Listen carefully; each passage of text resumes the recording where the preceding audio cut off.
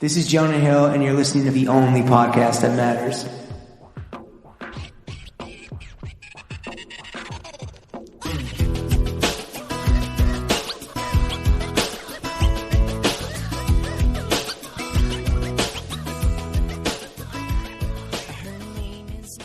Chris, as you know, or actually you don't, because you were on the pod before, but it was on the previous podcast endeavor that shall not be named. The best kind of guest, the guy who has never been subjected, has never been fucking victimized by this new run of show, but is still familiar with the general concept. It's like, he knows the fucking vibe, but he doesn't know. Yeah. Does he have the stamina? You stupid fucking idiot. You have no idea what is about to happen to you. So here's the thing, Chris. We're now in the meat and potatoes of this podcast. And as Lawrence knows, as Chef and Chuck know, and they're working in the background, the three main subjects of this podcast are money. Ka-ching.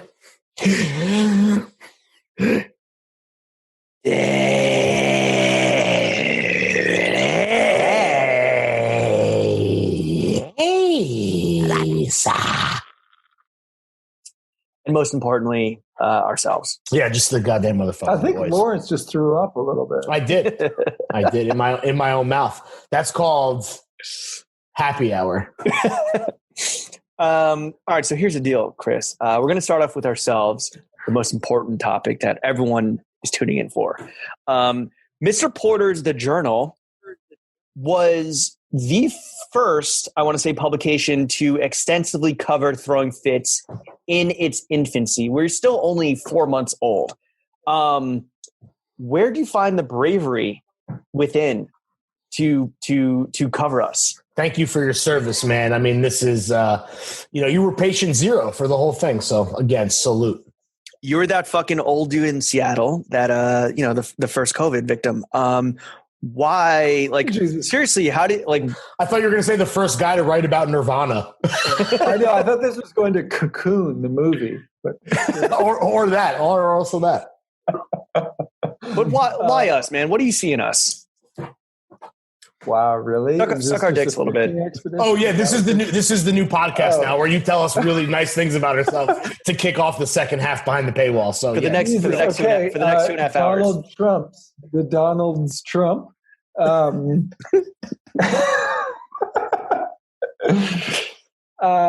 no, we talked about this. I think this was all very explicit in what we did, and I thought that was a really fun piece that we did. I love the sort of both the Batman aspect of like what you guys do for your day jobs, and then put on these weird masks and perform whatever task you're doing now.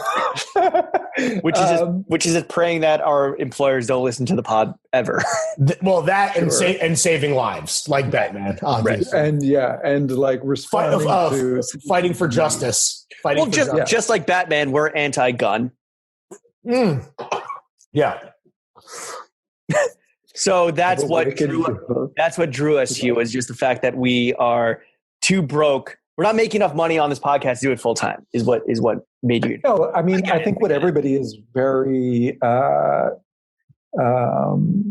responsive to and short on these days is passion. You guys care very deeply and very sincerely about whatever socks or whatever the hell it is that you guys care about. I do fuck with socks. That was so condescending because we literally just did a whole sock thing.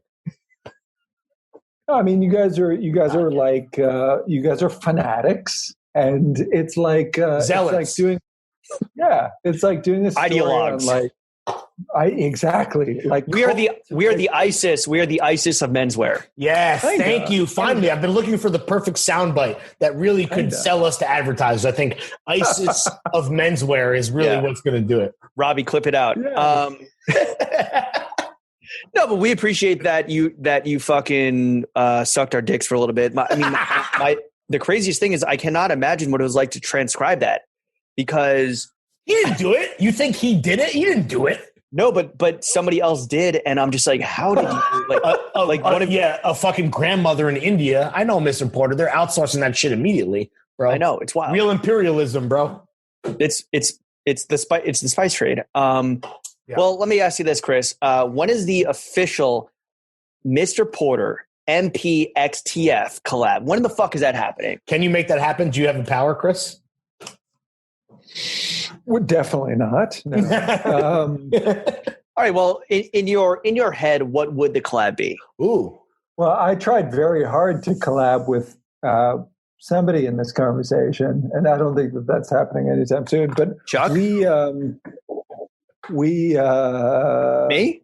Lawrence. I mean, I think that would say what? Was it Lawrence? Was it me? Oh, it was Chuck. It was Chuck. It was Chuck. Yeah. Yeah, it was Chuck and I were going to do a whole Carbone. It was great to connect. I mean, it was going to be dope. I mean, the crosses were going to be fire. What would it be? Yeah. What category? Would it be outerwear? Would it be suiting? Would it be footies? What are we talking about here? I mean, I think if Mr. Porter did it, would be like Master and Dynamic headphones. Ooh. Yeah.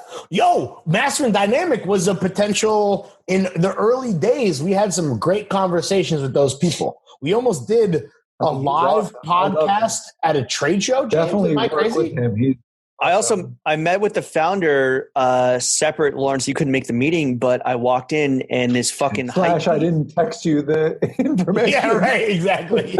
No, Conveniently forgot to let you know. But this one dude was like, "Oh, yo, filling upwards, right?" And I'm like, yeah." And he's like, "I fuck with that." And then the head of Master Dynamic, this like 55-year-old, old dude, was like, "Oh, that's Kevin. He's like my like barometer of cool. So if he thinks you're cool, I think you're cool." And I'm like, "All right, cool." Wait, well, I have a question, Chris, about the article that you wrote on us. How was the traffic? Did it do well? Yeah, it's good. Like, how did it do? That just, you made it sound like it kind of maybe did bad. Did it do okay? Or did it do good, shitty? Like, yeah, it did okay. It did okay. Yeah. Okay. Was it your number one trafficked article ever? Yeah. Because we tend to have that effect on public. I believe it's called the throwing fits difference. Yeah. Yeah. Yeah. Well, sure. If you want it to do that. Yes, we do. Very much so. Thank you for asking. All right, Chris, sticking on the topic of ourselves, I do want to ask you this. So obviously Throwing Fits is a relatively new endeavor. We've made a lot of big money moves, as Cardi B puts it. However, we got the fuckboy hype beast market on lockdown, right? What I want to know is those motherfuckers hate us. What are you talking about? That's true. We got like the grown man streetwear market on lockdown. What we want to know is how do we penetrate the luxury market, because that is where the real fucking dinero is. What do we got to change? What do we got to change about ourselves to kind of get into the right rooms with these luxury brands that are looking to dole out some bread? Well, what do you think are the sort of like main tenets of your guys' brand? What are the sort of like pillars? Money, dead ass, and ourselves. Lawrence, you're on mute. Oh, yeah. James forgot cocaine. Yeah. Yeah. So I think all of those are like very Loro Piana. I think all of those are very Brunello. I think you're good. Oh, bro. Yo, I can imagine a full Brunello Cucinelli lookbook with me and James just fucking like some opera ski type beat, like just in Magnolia with like with a lot of cocaine. I agree. Real G's moving sounds like Bolioli. Yeah. Well, speaking of luxury, though, like obviously Mr. Porter kind of occupies that world. Do you think post-COVID there's going to be any sort of backlash to like the whole aspirational luxury thing? You see it now in media where a lot of these publications are kind of like dialing it back and ad money's drying up. But I don't know. Like you tell us, like, do you think there's going to be any kind of reeling it in when it comes to like aspirational shit? Kinda. I mean, in the way that Lauren started to talk about earlier, that I think it's going to be less but better. I actually think people are going to spend more. Well, whatever, that's irrelevant. But I think that what we buy will go through a sort of like greater thresher we'll interrogate each purchase more. The barrier of entry is going to be higher. I agree. Yeah, I think so. And I think that what we buy will matter more, and we'll have to stand up to, sort of like greater pressure in terms of like longer lasting, better responsibility aspects. Yeah, I do think we'll buy less, but I think we'll buy better. So I actually think more towards luxury, if that makes any sense.